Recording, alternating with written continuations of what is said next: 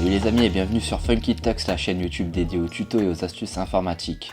Dans cette vidéo, je vais vous montrer 5 distributions Linux qui sont réputées être légères en consommation de ressources informatiques. Pourquoi utiliser des distributions légères en termes de consommation? Eh bien, parce qu'elles consomment très peu de ressources informatiques et donc moins d'électricité et ont donc indirectement un impact positif sur les enjeux écologiques et le réchauffement climatique que nous vivons actuellement.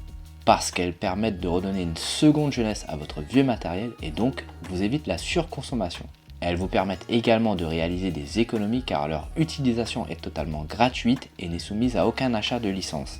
Et enfin, elles sont open source et par conséquent elles offrent la transparence de leur fonctionnement mais aussi la pleine maîtrise de son utilisation. Aujourd'hui, nous allons donc explorer comment ces distributions peuvent être une solution face à l'inflation qui dure depuis plusieurs mois, face aux enjeux écologiques auxquels nous sommes tous confrontés, face à la baisse de notre pouvoir d'achat et à la quête de la transparence via l'utilisation des solutions open source. Alors, est-ce que vous souhaitez être acteur d'une démarche plus éco-responsable et plus durable au quotidien, tout en préservant votre budget et en gardant un contrôle total sur votre système? Eh bien, restez avec moi pour découvrir les 5 distributions Linux que je vais vous présenter et qui constituent donc une excellente alternative prometteuse pour faire face à certains défis du monde moderne dans lequel nous vivons. N'oubliez pas de vous abonner et d'activer les notifications pour ne pas manquer les prochaines vidéos de la chaîne. Allez, c'est parti pour un avenir numérique éco-responsable. Distribution numéro 1, Linux Lite. C'est une distribution basée sur Debian et dont le gestionnaire de paquets est apt. Les sources sont ouvertes mais certains produits sont propriétaires. Elle offre les avantages suivants. Elle est conviviale pour les débutants. Elle propose une transition aisée pour les utilisateurs Windows qui souhaitent rejoindre Linux. Elle dispose d'une interface visuelle et fonctionnelle proche de Windows. Son expérience utilisateur est intuitive et elle est basée sur les distributions Debian et Ubuntu. Elle présente quelques inconvénients avec une présentation limitée en raison de la conservation de l'aspect Windows.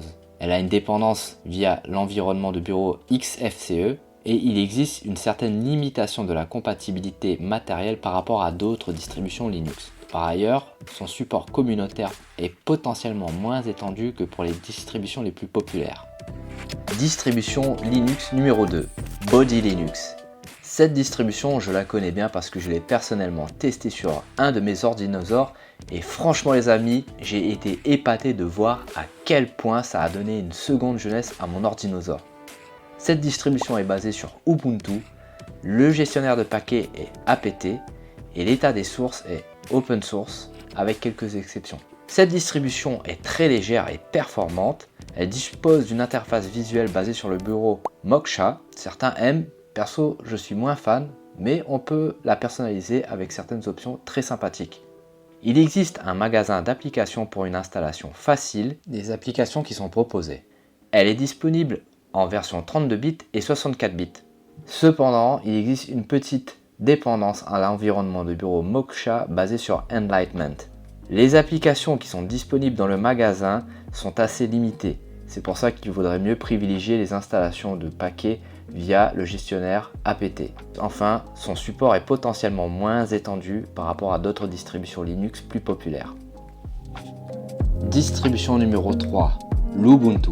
C'est une distribution basée sur Ubuntu, le gestionnaire de paquets est apt et l'état des sources est ouverte. C'est probablement la distribution qui fera le plus consensus au sein de la communauté. Elle dispose d'une interface visuelle très attrayante et offre un large choix de paquets via son gestionnaire de logiciels. L'installation est simple et est basée sur celui offert par la distribution Ubuntu.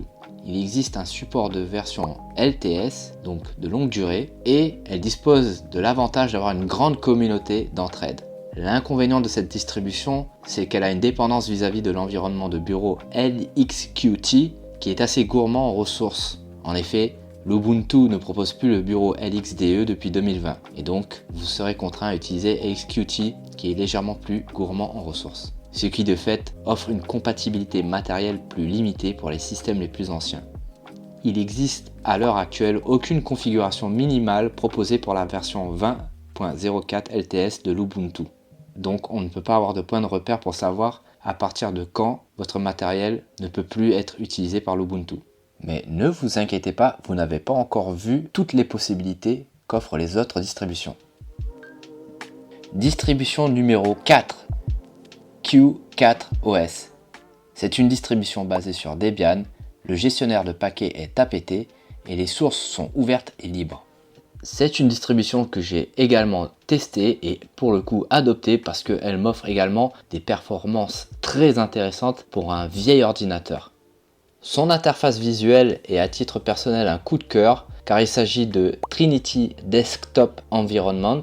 C'est un fork de l'environnement de bureau KDE Plasma mais qui utilise moins de ressources de calcul et personnellement je l'ai beaucoup apprécié parce que je trouve que c'est assez sympathique au niveau visuel.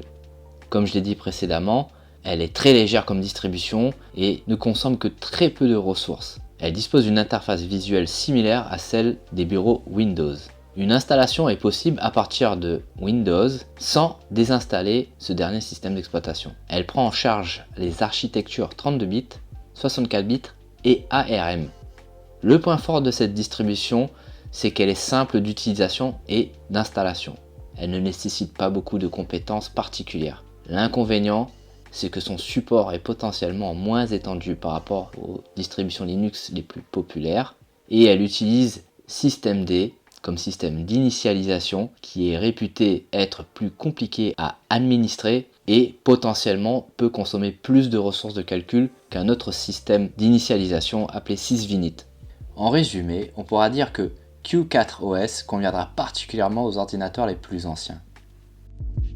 Enfin, cinquième et dernière distribution que je vais vous présenter, il s'agit de Antix. Antix est une distribution basée sur Debian avec le gestionnaire de paquets apt et l'état de ses sources sont ouvertes et libres. Elle est particulièrement adaptée pour les ordinateurs les plus vieillissants et offre une très faible consommation de ressources. Elle utilise sysvinit à la place de systemd, ce qui peut être un avantage pour la réduction de la consommation des ressources. Elle dispose d'une large variété de gestionnaires de fenêtres et d'environnements de bureau légers. Elle inclut des logiciels populaires tels que LibreOffice et Firefox. L'inconvénient de cette distribution, c'est qu'elle peut présenter une certaine incompatibilité matérielle pour les PC les plus récents. Il peut parfois être nécessaire d'effectuer des configurations manuelles à travers des fichiers de script et si vous êtes mal à l'aise avec ça, ça peut être un désavantage pour cette distribution. Autre inconvénient, c'est qu'il existe une variété assez limitée d'applications incluses par défaut. Néanmoins, si vous disposez d'un ordinateur très ancien, Antix peut être une solution pour vous. Et vous, pour quelle distribution allez-vous ou avez-vous déjà opté?